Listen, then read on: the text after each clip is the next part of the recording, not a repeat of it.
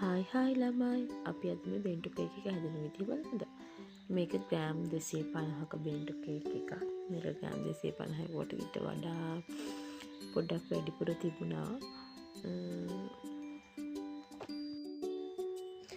එතකොට මේ කේක් එක ගිෆ්ට් එකකට හැදුණු කේක් එකක්. බර්ත්ඩේ එකකටවත් ඇනිවර්සරි එකකටවත් එහෙම විශේෂ හේතුවකින් නෙවෙයි, ගිෆ්ට් එකක් විදිහට තමයි මේ කේක් එක හැදුනේ. මේ කේක් එක උදේ 8ට විතර තමයි මම ඩිලිවර් කළේ. නිසා මම කලින් දවසේ රෑ කේක් එක අයිසින් කළා. 10ට විතර පටන් ගත්තා. ඉවර කරනකොට 2:00 විතර වුණා. කේක් එක ක්‍රම් කෝට් කරගෙන ෆයිනල් කෝට් එක කරගන්න මොහොලක වෙලා වගේ නෑ. පැය භාගයක් විතර වගේ තමයි ගියේ.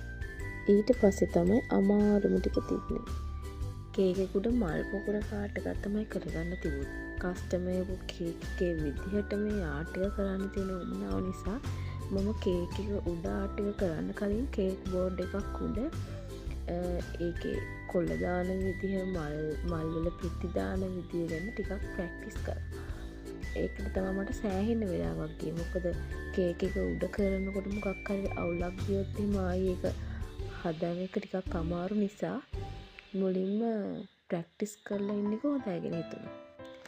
කස්ටමර් කේක් එකේ තිබුණේ වයිට් කලර් පොඩි කොළ පාටක් මික්ස් වෙච්ච වයිට් කලර් කේක් එකක්. කස්ටමර් මට කිව්වා ඔයා කැමති පාටකින් කැමති විදිහට හදන්න, මට ඕනේ මේක උඩ තියෙන මල් පොකුරේ ආර්ට් එක තියෙන්න විතරයි.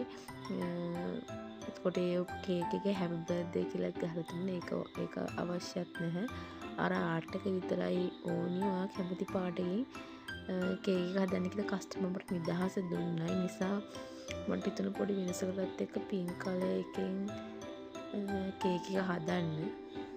අඟල් 4 ට්‍රේ එකේ තමයි මම මේ කේක් එක බේක් කළේ. නිසා කේක් එක හොඳ ලස්සන උසකොත් එක්ක ලස්සනට බේක් වෙලා ආවා.